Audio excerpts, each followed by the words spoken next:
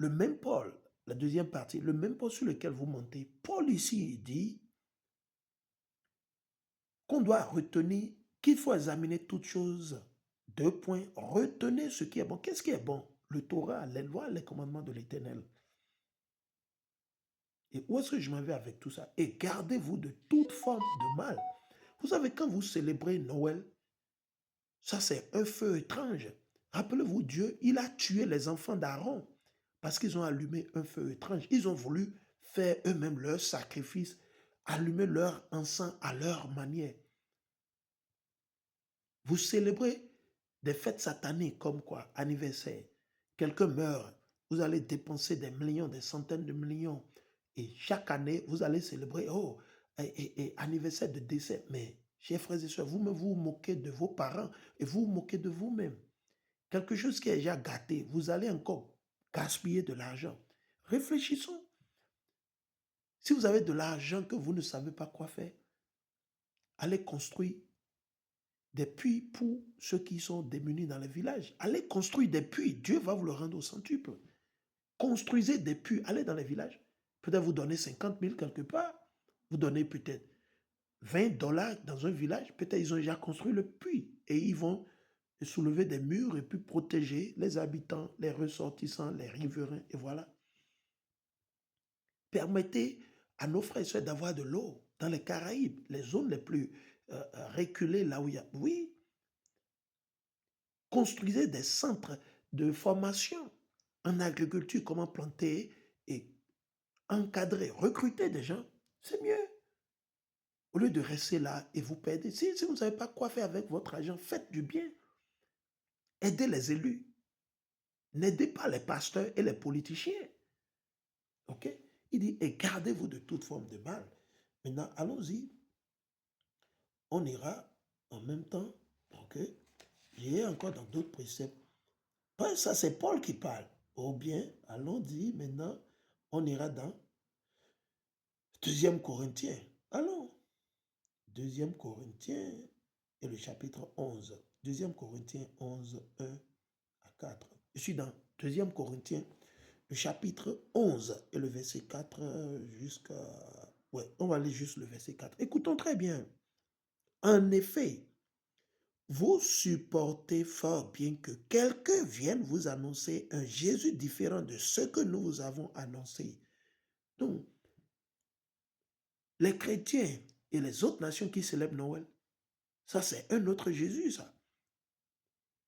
Montrez-moi, nous mettons à défi vos grands-parents, nous mettons à défi vos prêtres, vos pasteurs, nous mettons à défi tous vos politiciens. C'est démons, c'est vendu, c'est traite, c'est lobotomisé, c'est canidé, c'est perdu, c'est rich. OK? C'est rich. Ces traîtres qui sont à la tête de vos pays, de soi-disant qui sont vos dealers, c'est eux qui sont vos dealers, ils ne sont pas les leaders. On les met à défi, qu'ils nous montrent. Eux qui disent qu'ils sont intelligents, ils ont des doctorats en France, en Allemagne, aux États-Unis, au Canada. Ils ont étudié pendant 40 ans, ils ont 5 doctorats.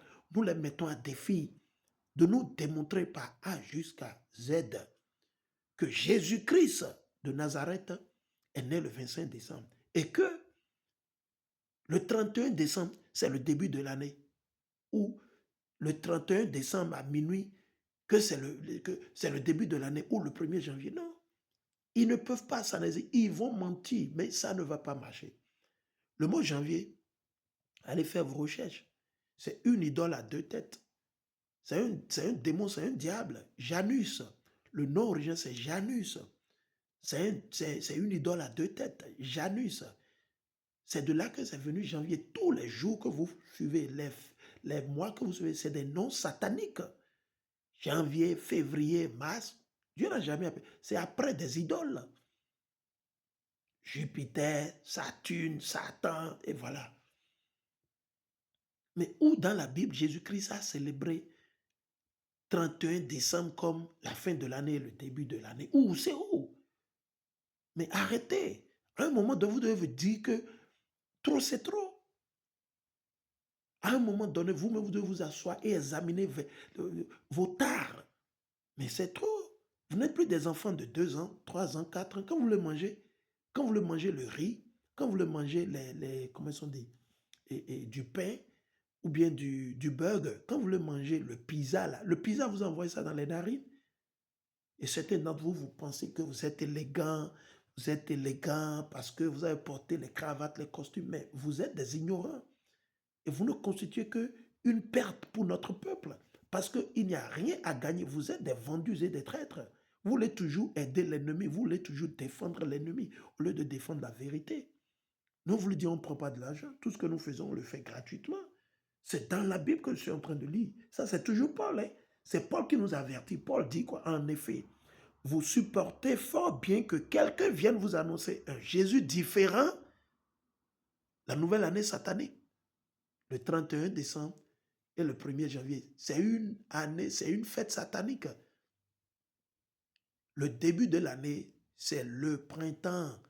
Le début de l'année, c'est selon un calendrier céleste, lunaire solaire ou solaire lunaire, qui est basé sur un cycle de 52 semaines à compter du jour où nous rentrons dans le quoi? Le printemps. Le printemps. Allez faire l'étymologie, l'étude du mot printemps. Le premier mois de l'année, selon la Bible, c'est le mois Nissan ou Abib. Nissan, c'est N-I-S-A-N. Abib, c'est A-B-I-B.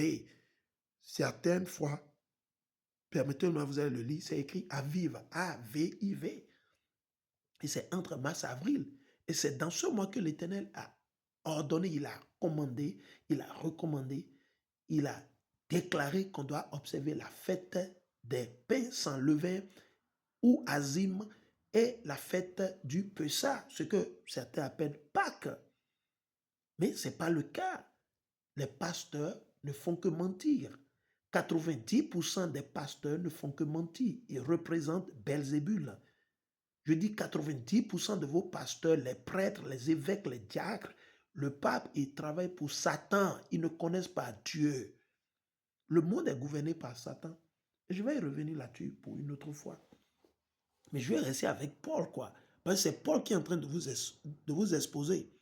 Il dit, vous êtes également prêts à accepter un esprit et un message différent de l'esprit et de la bonne nouvelle que vous avez reçue de nous.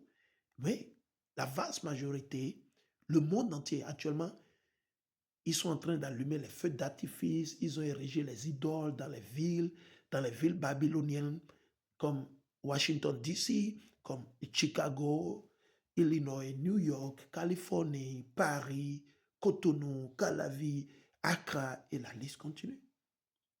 Et ils amènent le peuple à la mort, à la dérive.